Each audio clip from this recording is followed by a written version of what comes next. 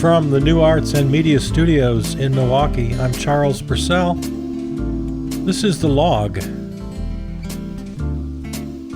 I'm going to speak very carefully today because I'm going to be treading into areas where I could easily sound foolish. Things like high-tech social media platforms, artificial intelligence.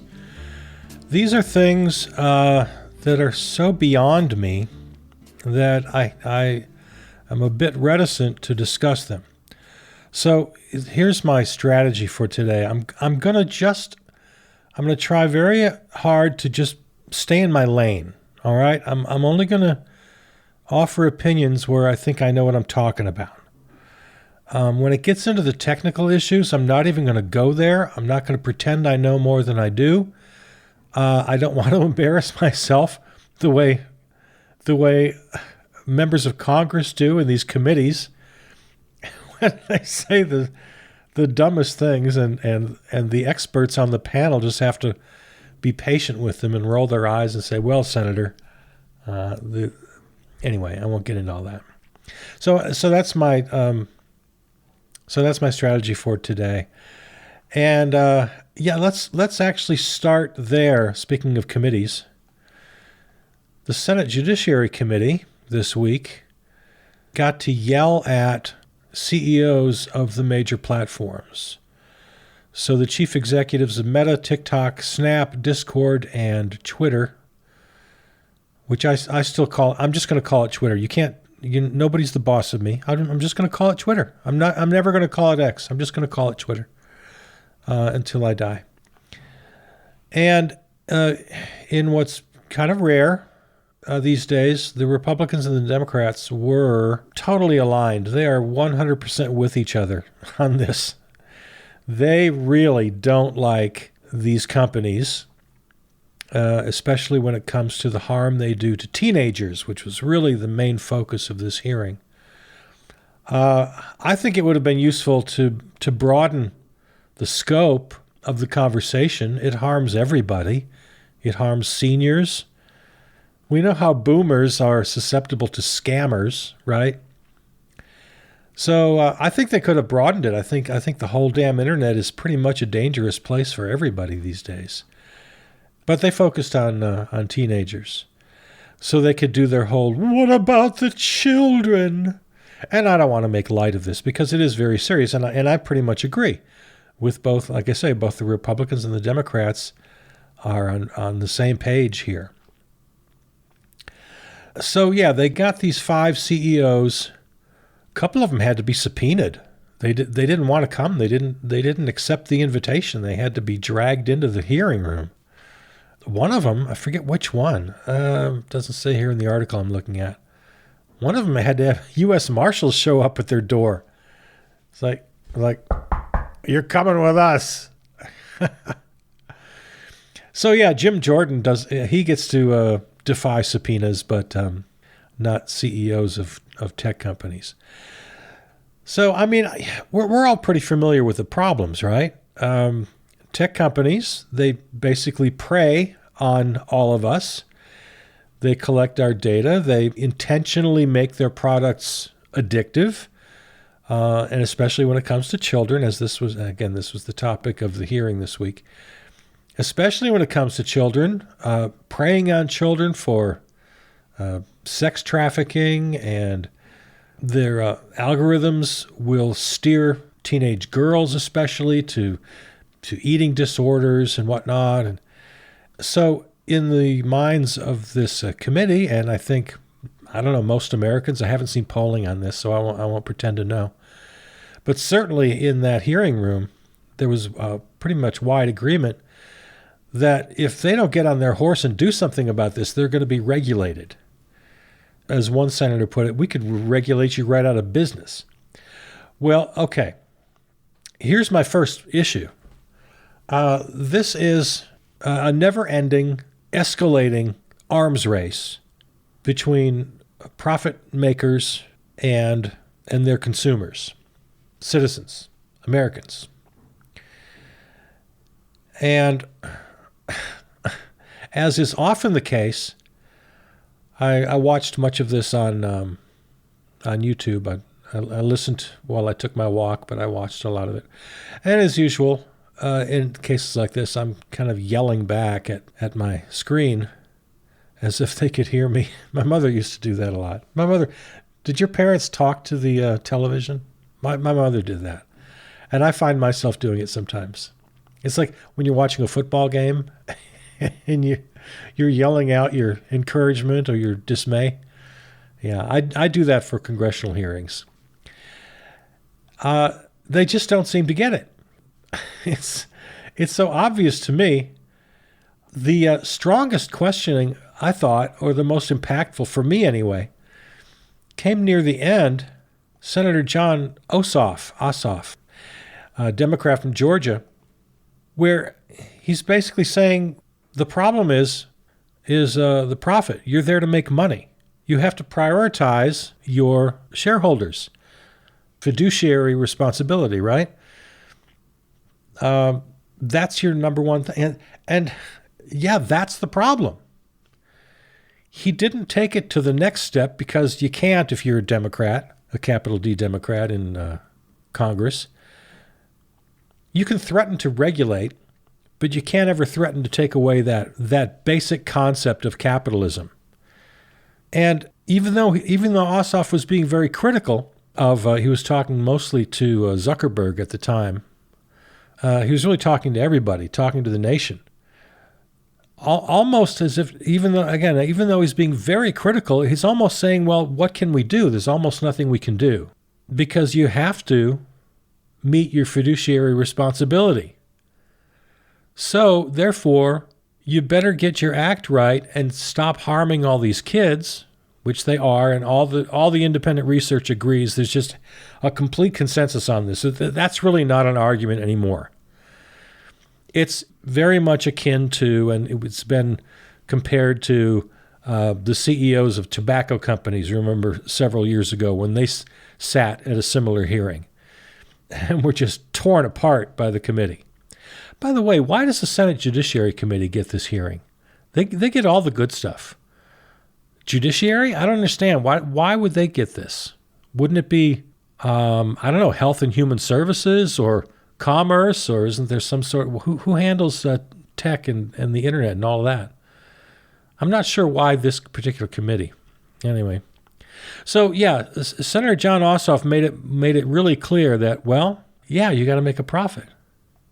And then following him, I think it was Senator Blackburn, Marsha Blackburn, Republican from Tennessee. Very similar line of questioning or criticism regarding them making a profit, but she puts it in a moral framework, as if to say, how dare you put profits ahead of children? You must care for the children more than you care for profits. Well, yes, of course I agree with that. But then why are you a capitalist, Marsha Blackburn? And even my good friend Jon Ossoff, who is a Democrat and closer to me politically, although I don't really know much about him except that he's a capital D Democrat. That doesn't mean much these days. I'm pretty sure I could say as a very safe bet that he's a capitalist, because they all are. So your criticisms, both of you, but especially Marsha Blackburn, your criticisms ring so hollow. Why are you a capitalist? You're criticizing the very system that you constantly defend.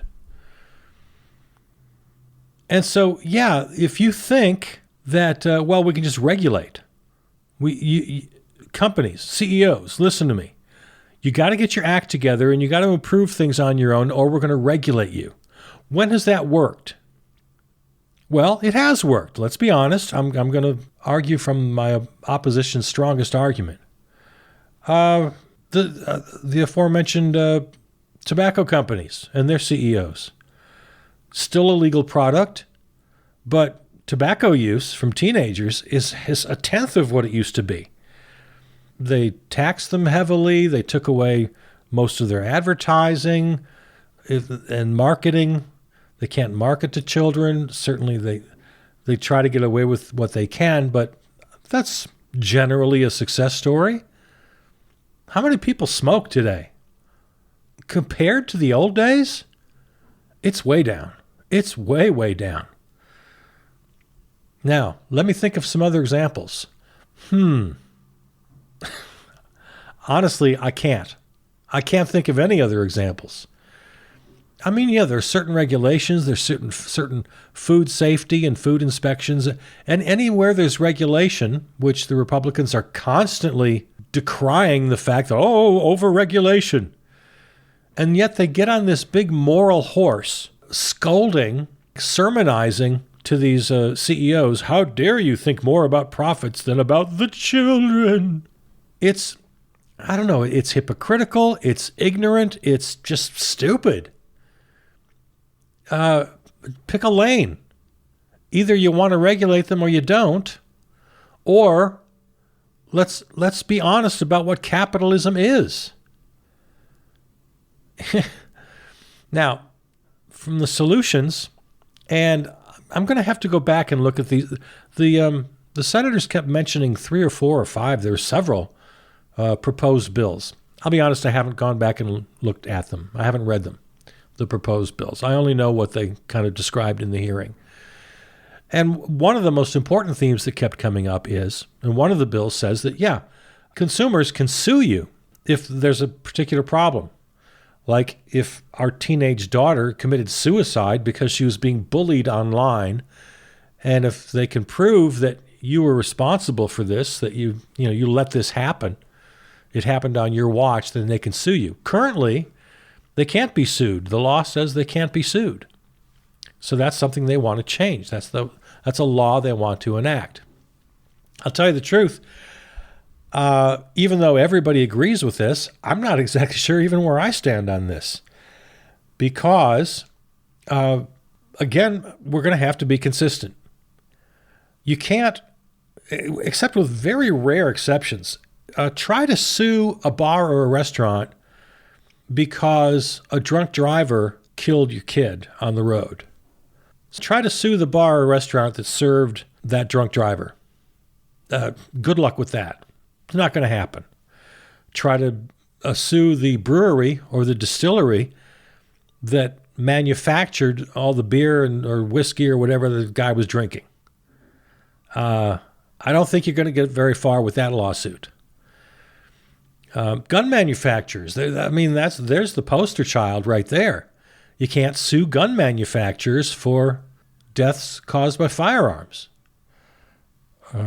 Try suing a pharmaceutical if you get addicted to one of their products, or especially the vaccine makers. If you have something go awry with your vaccine, which happens, it doesn't happen nearly as often as the crazies would have you think. It's extremely rare, but it happens. No, a vaccine manufacturer is not going to be held responsible for that. The law is not going to help you there. We could even stretch this thought into more general areas. The whole food industry, which is another topic for another day, and we really should spend some time on it. But, oh my God, when you talk about the grocery store, and it's just rows and rows and rows of poison. I mean, highly, highly processed food that's just killing us all slowly. Sometimes not so slowly. I mean, I hope you educated yourself enough to know this, right? That except for the perimeter of the grocery store where they sell the produce, everything else is so highly processed that it's just literal poison. Going to kill you overnight? No. Going to kill you in 20, 30 years? Yeah. Even if you read, who's the excellent food writer? Pollan. Michael? Is that his first name? Michael Pollan?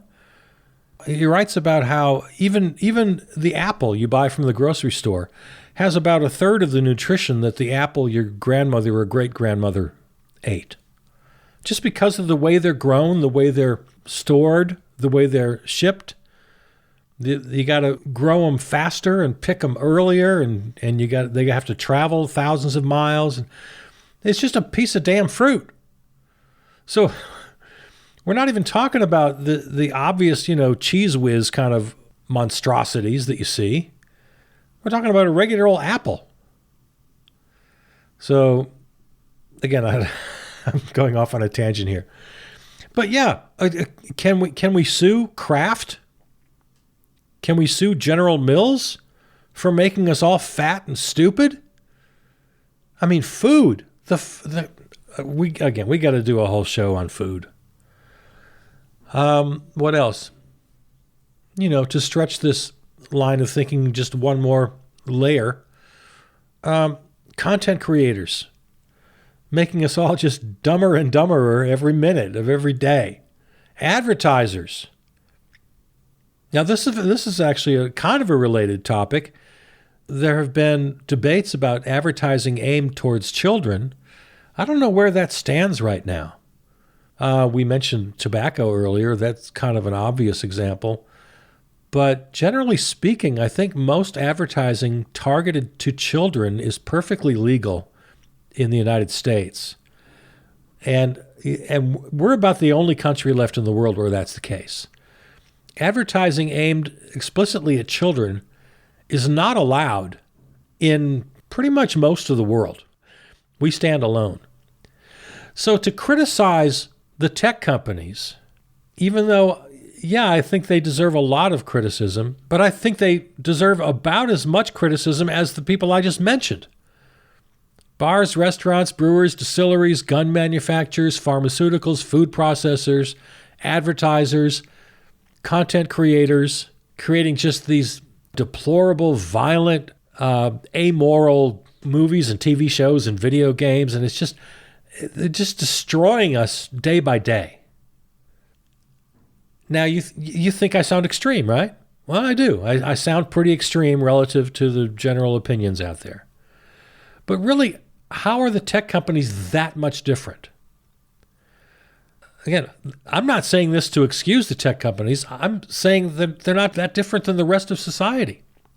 And the argument that they've been making for years and years and years now, that they're just carriers. This is why this kind of Rule 320, you can't take them to court, they can't be responsible. This is the argument that won the day back in the day, and it still holds. We're like the old phone company. Crimes could be committed over the phone. The phone company was just the carrier. If a bunch of conspirators get together and they plan their crime over the phone, and maybe even they commit their crime over the phone as some sort of fraud, well, you can't hold the phone company liable for that crime. Who would even think of that? It's crazy to even think that. If fraud is committed through the mail fraud, the United States Postal Service isn't held liable. So this is the argument they made, and I have to confess, it's a pretty damn strong argument. So where does this leave us? They really should be held responsible. They should be ashamed of themselves. As Marsha Blackburn said, how dare you think more about profits than you do the children? I agree with that. But it's baked right into the system, Marsha Blackburn. Why are you a capitalist? It's capitalism you need to attack. Senator Jon Ossoff of Georgia. Yes, you've diagnosed the problem very clearly. He asked in his questioning, I thought just a perfect question. He said, Mr. Zuckerberg, do you want teenagers to use your product more or less? And of course, Zuckerberg fumbled around and he tried to answer. He tried to be real smooth and answer a lot of different ways. But Ossoff just kept hammering and he just forced him to answer. Finally, yes, I want them to use our product more. Well, there you go. There you go. But it's not because Mark Zuckerberg is an evil guy, even though I think he probably is an evil guy. It's because he's working in an evil system. Capitalism, I was going to say it doesn't work, but that's not it. Capitalism works perfectly for what it's designed to do, maximize profits. at the expense of everything else. There's nothing built in to the system to protect anybody under capitalism. No, no, no, the defenders will say. If a product is harmful to the public won't buy it, and then they'll go out of business. Show me how that's worked. Show me how a company that's polluting the river next to its factory, and their waste is getting into the groundwater, and they're causing cancer all throughout the region. And oh, okay, well, we'll just stop buying their petroleum, and they'll go out of business. Yeah, tell me the last time that worked. No, it doesn't work. At the very best, you get some advocates, some activists to protest and lobby, and you get some legislation passed, and you get some regulation going. Yeah, that can work. But that's a very slow process, and it's an inadequate process because in the long run, it's just not going to work in the big picture. You can't regulate this stuff anymore. You can't have this constant arms race. There's only one solution. And that is we got to get past capitalism. We got to get to the point where money's not at the center of everything, where it doesn't rule the roost, where profits aren't everyone's only concern. I mean, I'm not talking about regulation. I'm talking about taking away profit. I'm talking about changing the system.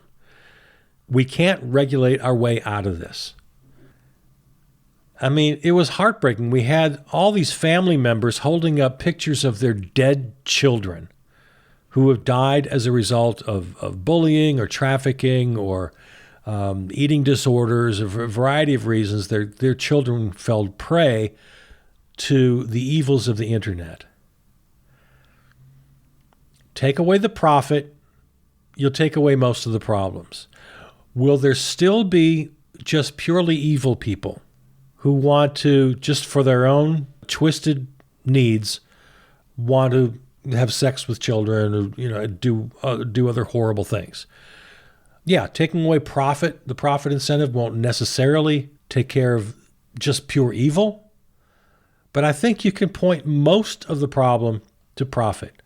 And let's take a second. Imagine the world where social media companies were not allowed to make a profit, that they were public utilities. They were run by worker owners or by volunteers, where profit had absolutely nothing to do with your mission.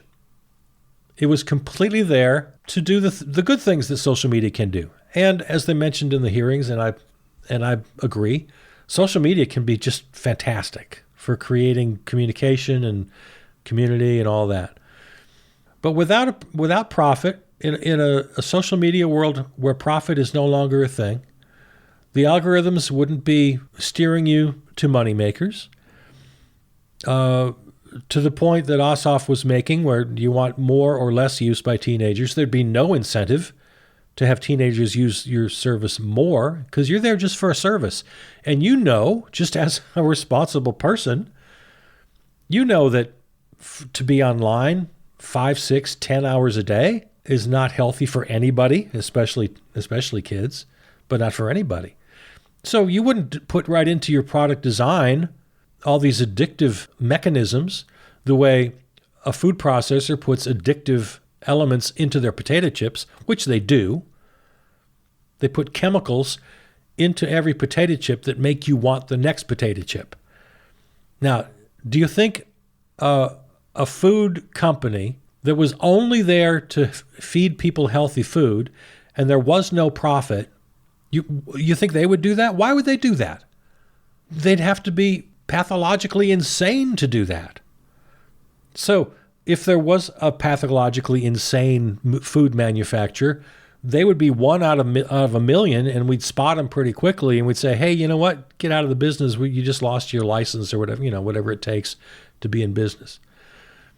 So yeah, it's all about profit. It's all about capitalism all the time.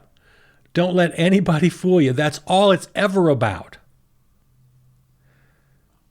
So, well, I did have a couple of other things, and maybe we'll get to them. In related issues, Next time we get together, maybe we'll just take care of it right away next time. I saw this really disturbing article about chatbots, these robots that are designed to be friends of senior citizens in order to fight loneliness, which is weird. A good article on sustainable AI, 4 paths to sustainable AI, from the point of view of the profit makers, which is very much related to what we're talking about. Chief Information Officers Magazine, CIO.com, put together 4 paths to sustainable AI. The White House AI Council met again last week or this week. So yeah, AI and then also in tech. Yeah, this is way more than one episode could handle. Elon Musk's Neuralink has been implanted in the first human. The same week that a judge decided that his $56 billion compensation package from Tesla was quote unquote unfathomable, and he negated it. So yeah, let's pick up right here next week. And regardless of what else we talk about next week, let me start with these things because I kind of plan on doing this today, and I as usual I get a little too verbose. I hope you'll excuse me. But yeah, AI, Elon Musk, way too much power for one person to have in the world. Let's kick off next week with those things, and then whatever else happens in the news. All right, there it is. Thanks to our flagship terrestrial station, River West Radio, riverwestradio.com. Go to my website, charlesburcell.com. That's charlesburcell.com for all of the podcasts in the podcast family. Oh, speaking of which, next week, February 11th, is the brand new season of Charles Burcell Presents. Our first new episode in quite a while. We haven't done a new episode of that particular program for quite a while. You don't have to subscribe separately. It'll come in the same feed as this one. So from here on out, the log will be every other offering in your feed if you're a subscriber. You're going to get Charles Burcell Presents starting on the 11th of February, and that's the audio art and the radio theater. That's the fun stuff. And then every other show will be this show, The Log. The Log will continue to drop on Wednesday evenings or Thursdays at midnight. And Charles Burcell Presents will drop at some point on Sundays. By Sunday evening, they'll be ready for you. So 2 shows per week. So excited about that. I hope you'll look for it and listen. I hope you'll enjoy it. That's Charles Burcell Presents. It's all the weird stuff. Starting February 11th. All right, there it is. This is The Log. I'm Charles Burcell. See ya.